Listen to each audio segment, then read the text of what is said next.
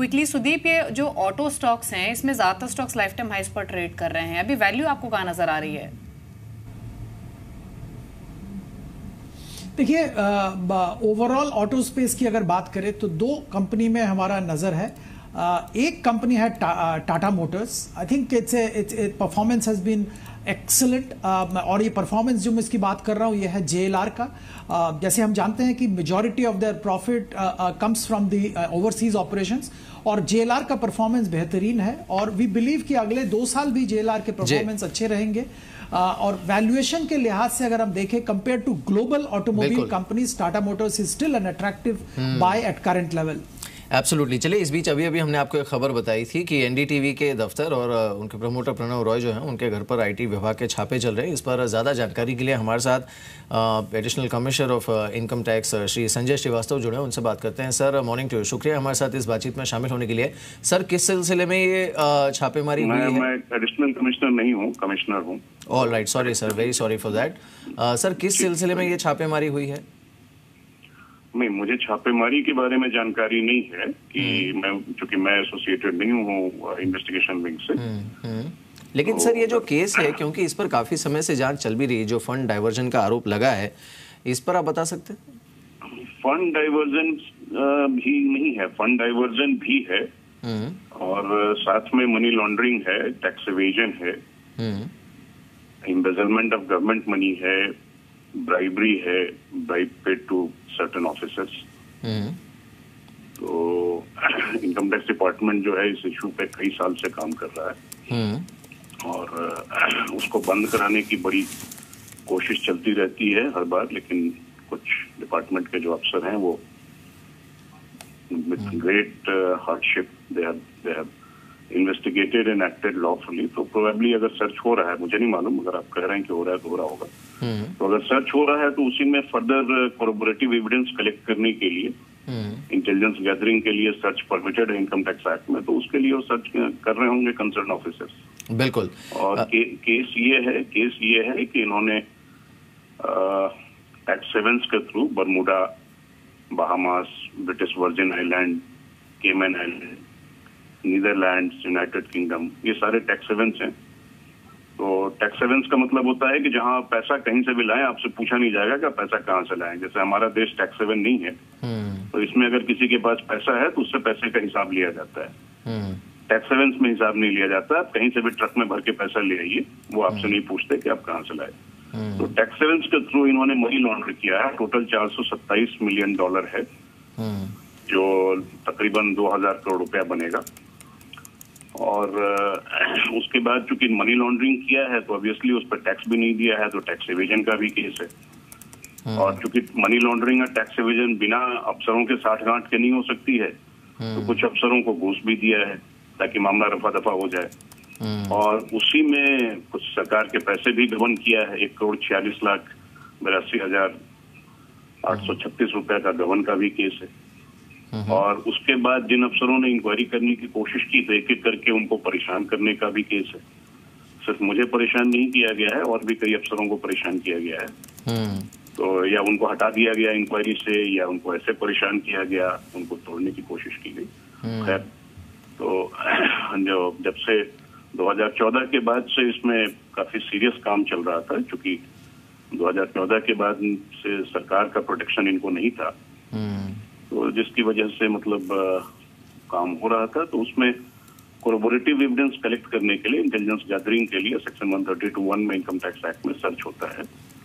Concern officers ने उस provision में अपने पावर का इस्तेमाल करके they might be collecting evidence. लेकिन सर, एक जैसे आपने खुद कहा कि इसमें अब जांच काफ़ी तेज़ हो गई है, तो 2014 से पहले क्या जानबूझकर जांच को दबाने की कोशिश की गई थी? जैसे आपने खुद कहा कि officers have also been bribed और परेशान किया गया। जांच नहीं करने दिया गया था, जांच को दबाने की कोशिश भी की गई थी। और शुरुआती जांच जो है इनकम टैक्स डिपार्टमेंट ने ही शुरू किया था, लेकिन बाद में चूंकि अदर एक्ट्स में भी ऑफेंसेस बनते हैं, तो धीरे धीरे जो है जांच बाकी एजेंसीज ने भी पिकअप की है। वो लोग भी काम कर रहे हैं, इन्फोर्समेंट डायरेक्टरेट वाले काम कर रहे हैं, रिजर्व बैंक ऑफ इंडिया ने इसको इन्वेस्टिगेट किया हुआ है। सीबीआई में भी कुछ मामले हैं, वो लोग भी शायद देख रहे होंगे अपने हिसाब से। तो इस इसमें कंपनी लॉ बोर्ड में भी कुछ होगा। सेबी ने इसमें 2015 में 2 करोड़ रुपए की इनके ऊपर पेनल्टी लगाई थी। तो ये दोनों तरह का केस था। केस ये था कि पहले तो ये कहीं से इनका जो इलीगल पैसा है, पैसा इनके पास 2 तरह से आया है। एक तो पैसा इनको जी कॉरपोरेशन से पैसा आया है, और वो पैसा जो है कई स्कैम्स में दिया हुआ घूस है। और उसके बाद कुछ पैसा इनको जो है कन्वर्जन लॉबी ने दिया है। गुजरात में 2003 में गुजरात सरकार ने एक कानून बनाया था जिसमें रिलीजियस कन्वर्जन को एक तरह से बंद कर दिया गया था। तो उससे जो कन्वर्जन लॉबी थी वो परेशान थी, और कन्वर्जन लॉबी ने ये पैसा पार्टली इनको दिया था उस समय की गुजरात सरकार को परेशान और बदनाम करने के लिए। तो ये पैसा जब आ गया, पहले तो ये उस पैसे को हवाला के थ्रू मनी ये टैक्स हेवंस में ले गए और वहां से लॉन्डर करके ले आए एनडीटीवी की कंपनियों में। तो पैसा आने के बाद इनको अपने भी खाने के लिए पैसे चाहिए थे। तो इन लोगों ने क्या किया कि एक डिविडेंड का फ्रॉड किया। डिविडेंड जो होता है कंपनी के प्रॉफिट से दिया जाता है या रिजर्व से दिया जाता है, जो पीछे कमाया हुआ प्रॉफिट होता है, और वो पैसा फिर सारे शेयर होल्डरों को डिविडेंड जाता है। मतलब आप ऐसा नहीं कर सकते कि एक शेयर होल्डर को देंगे, एक शेयर होल्डर को नहीं देंगे। इन्होंने बड़ी चालाकी से क्या किया कि इनके 2 शेयर होल्डर थे। एक शेयर होल्डर जो एनडीटीवी की कंपनी थी उसको तो दे दिया 68% शेयर होल्डिंग पे डिविडेंड उसी दिन जिस दिन पैसा लेके आए, और दूसरी जो शेयर होल्डर थी उसको एक पैसा नहीं दिया। तो यहीं पे इनका फ्रॉड हो गया। और इस फ्रॉड में प्राइस वाटर हाउस जो चार्टर्ड अकाउंटेंट फर्म है वो शामिल है। अगर वहाँ जो चार्टर्ड अकाउंटेंट है उनके ईमेल देखे जाएं तो उसमें क्लियर बात हो रही है। प्रणव राय और राधिका रॉय और नारायण राव के साथ प्राइस वाटर हाउस के ईमेल्स एक्सचेंज हो रहे हैं, जिसमें फ्रॉड का पूरी प्लानिंग की गई, कॉन्स्पिरेसी की गई, और ये फ्रॉड किया गया। इस फ्रॉड में प्राइस वाटर हाउस भी शामिल है। तो ये जो आपने कहा डाइवर्जन ऑफ फंड्स, वो डाइवर्जन ऑफ फंड्स का ये केस था। बट डाइवर्जन ऑफ फंड्स के पहले बिल्कुल इनके ऊपर मनी लॉन्ड्रिंग का केस बनता है, पीएमएलए का केस बनता है, प्रिवेंशन ऑफ करप्शन एक्ट का केस बनता है, आईपीसी का केस बनता है, इनकम टैक्स एक्ट में बहुत सिविल टैक्सेशन और क्रिमिनल केस बनता है। तो इतने ज्यादा इनकी क्रिमिनलिटी और इसको अभी तक दबा के रखा हुआ था। कई तरह के मुझे तो जो परेशान किया इन्होंने जिस तरह से किया वो एक अलग लंबी फहरिस्त है।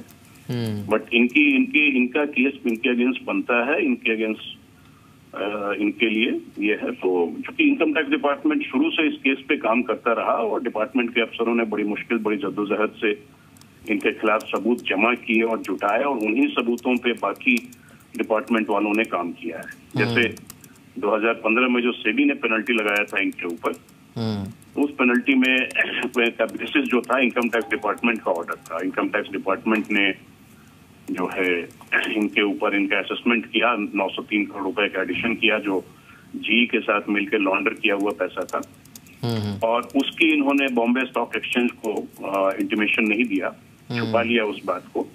तो उसके लिए सेबी ने इनके ऊपर 2 करोड़ का पेनल्टी लगाया। आरबीआई ने इनके फॉरेक्स नॉर्म्स के वायलेशन की रिपोर्ट ईडी को भेजी। तो ईडी ने फिर 2030 करोड़ की इनकी फेमा में इनके खिलाफ प्रोसीडिंग शुरू की जो चल रही है। इन्होंने जो इनकम टैक्स डिपार्टमेंट के कुछ अफसरों को घूस दिया, उस घूस पे सीबीआई वाले अपनी कुछ कार्रवाई कर रहे हैं, मुझे ज्यादा डिटेल उनका नहीं पता है। और फिर ईडी वाले जो हैं फर्दर मनी लॉन्ड्रिंग के केस में भी इन्वेस्टिगेट कर रहे होंगे। तो इन सारी चीजों को मिला करके जो है अभी केस जो है जो होगा, तो उसी में आगे ऐसे हालात बने होंगे कि इनके यहाँ सर्च करके एविडेंस गैदर करने की जरूरत पड़ी होगी।